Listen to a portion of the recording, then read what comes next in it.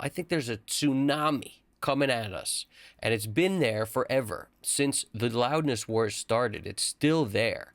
This concept that everything needs to be as loud as possible. You can't have something as loud as possible without sacrificing dynamic range. That means the quietest part of the song compared to the loudest part of the song. How much of a gap is there? If there's a big gap, there's a lot of dynamic range. If there's a little gap, there's almost none.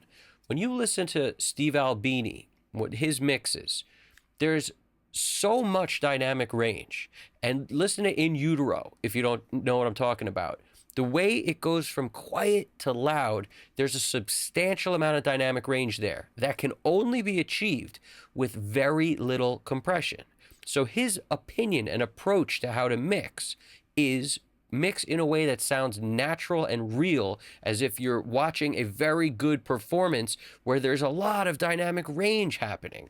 So that's why they sound so exciting when the roof tears off and things get loud, because it's comparative to what's before it and how that's very quiet. This is a huge part of making great mixes. You need to be able to look at the parts of your song in a way that basically you reevaluate what's been given to you and determine what should maybe be a little quieter compared to what should maybe be louder. And then you will do things to achieve this. I recommend doing it in a way where you're not really leaning on compression to basically level out your song and make it as loud as possible. I think that's a big mistake because it takes the feeling away. And whenever people talk about how a great song is a great song, doesn't matter how it was recorded, it could be on a cheap interface, it could be on, instruments that aren't great.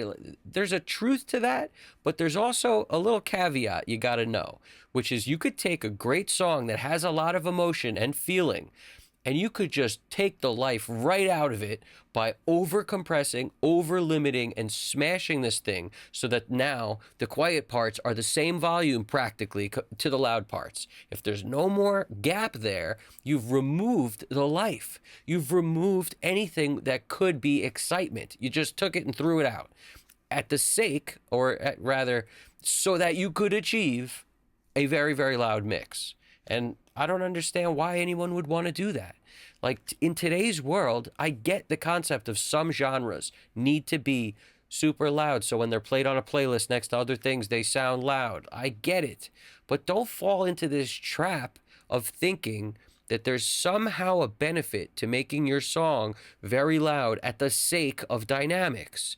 You should only be pushing into these limiters or compressor or whatever enough so that you're getting a little bit of love from it, but as soon as the dynamics start to disappear, you're doing too much.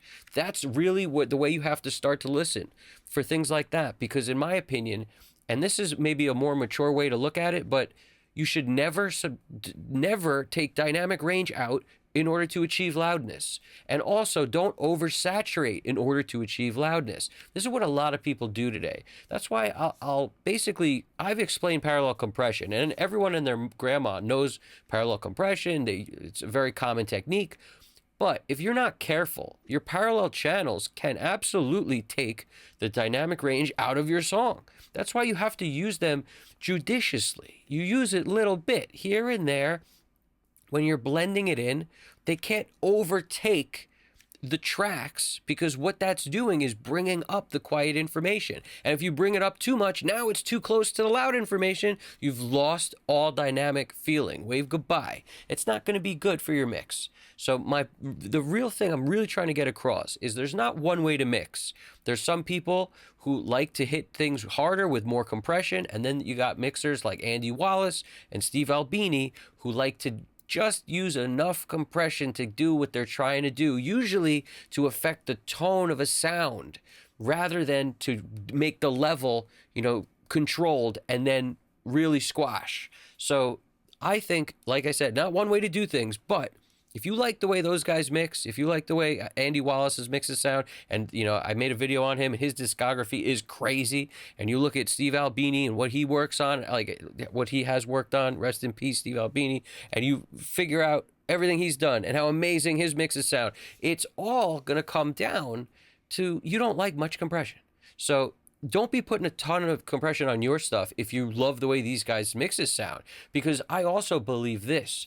the way music works in terms of moving through the decades, if you want to make timeless stuff, you leave the life in it. You don't use computer generated everything to give you a preset matching another song. You want to leave as much personality, as much human element in it as possible, because it doesn't matter what's popular today at this moment. You need it to be popular 10, 15, 20 years from now if you really got something great. You want it to be popular the entire time. And I'm telling you, the more human life, emotion that exists in it, the more it will be special. Especially the way music is going today, where AI generated songs are a thing and everybody, just basically running their stuff through all these artificial everything in order to get their stuff to sound the way they want, and amp sims and all this other stuff. I mean, it's going that way. So the more human you can make it, in my opinion, that's the stuff that will stand the test of time. Just like The Police still sounds amazing and modern today, even though it was recorded way back. It's the same concept. And it's also because they didn't lean into any sounds of the time. They didn't look at what's happening today and let's make our stuff sound like that. Because if they did, there'd be tons of stuff you couldn't listen to from that band. A lot of bands did this kind of thing where they wanted it to be timeless. So they just refused to do stuff of the time. REM is another band that comes to mind, that they didn't want what was happening at the time with that gated snare ridiculousness.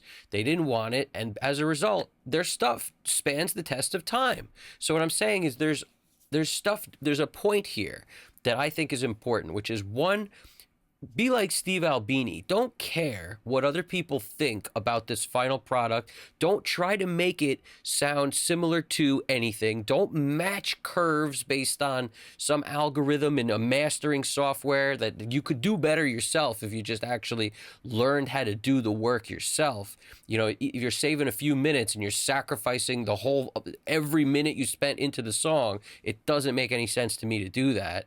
Because anybody who gets a little bit of knowledge under their belt can beat those softwares at this point. There might be a moment where that's not possible, but we ain't close to there yet. It's just the people who think that that's the case haven't put the time in to actually get good enough to beat the stuff. And you can. You can absolutely get good enough. Everyone out there can do it. It's not hard, and it will also have more of that human element, and you'll also be able to control how much you squash and how much you don't, and it'll be personal taste, because everything in mixing is personal taste, and your personality that comes across in your mixes is really what's going to separate you from someone else, and it's going to make it where they want to hire you instead of someone else.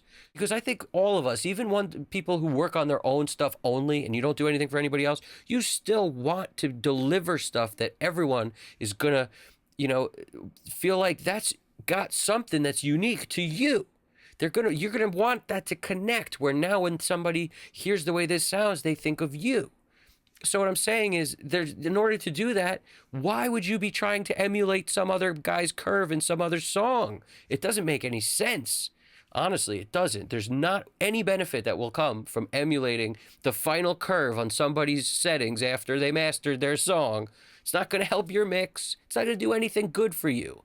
You need to get there on your own, learn how to do it. When you hear a mix and there's a problem, you mute stuff out to find where the problem is, and then you address it. And guess what? If you address it wrong, then let me clap it up for you, because that's actually what you need to do to learn how to do it.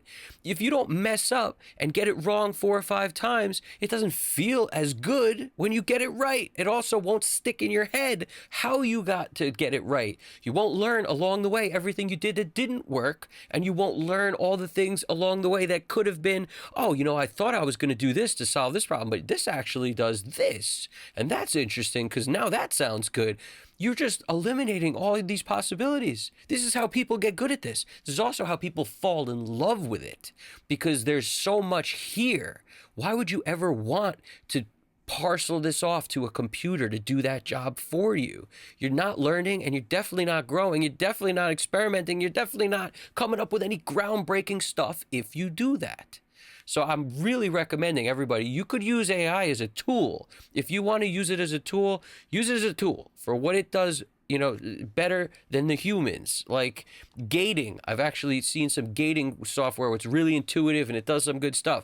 But like I said, if you do use that, guess what you won't do? You want to experiment with gates to figure out how they'll work better or worse for you. And then in doing that, you definitely can't come up with an idea to use a gate in a non-conventional way. And you definitely won't get to whatever lies beyond that once you figure that out. So you're just missing all these monkey bars, and you're wondering why you're falling in the pit. Because you got to be able to reach all these things, and you're not going to be able to get there when you start leaning on stuff like that, in my opinion. And you're not going to fall in love with this as much as you need to really do it as much as you need to get where you need to go. So value the time you spend and value the learning even when you mess up, because messing up is the best way to learn. And that's how you get good. Learning what tools do is what will happen when you use the wrong tools for the wrong things and then figure out what the right tools are for the right things. So trust me when I tell you, the more effort you put into this, the more you will get out of it. That's the case with everything in life. If you expect to put very little effort in and only do it when you love it and not do the hard parts that you don't love, you're really taking away, you're cutting the legs off of everything you could be achieving. And now you're just not going to be where you could have been. Bottom line. All right. So I don't want to go too crazy, but let me know if you guys also think that music today, a lot of it, not all of it, granted, there's some stuff that's still got a lot of dynamic range, but there's a lot of people who are sacrificing that feeling for loudness by oversaturating, by doing tons of stuff to basically make it as loud as they can at the sake of everything else. And in my opinion, you don't want to be one of those people. Tell me if I'm right. Tell me if I'm wrong. I'm curious what you think. Where, do you stand on this train of dynamics? And also, does it matter, honestly, when it stacks up next to other stuff, exactly how loud your verse is? Because if you listen to Steve Albini's stuff, the verses could be real quiet, but the choruses slam in. And what a lot of people say is, well, they'll never get to the chorus if it's too quiet when they turn it on and it just sounds bad. What I'm saying is I think you don't give people enough credit. And I also think if your song is good enough, people will listen to it lower and still like it. That's why Vance Powell, when he was working with Chris Stapleton, that's why they wound up using stuff that wasn't slammed in mastering when he got it back and said, hey, we need more dynamics back in this. You crushed it too much. There's a reason that he's feeling that way. And it didn't hurt their record sales at all. So my point is, I think there's more people, you should give people a little more credit for the fact that the dynamic range, that excitement from quiet to loud is actually the thing you're probably missing. And you will achieve that if you're not squashing it like crazy. Keep this in mind. Let me know what you think. Throw it in the comments. I appreciate it. All right. Subscribe if you haven't already. Evan Jaffe, Custom Cut Studios. You guys got this. Take it easy.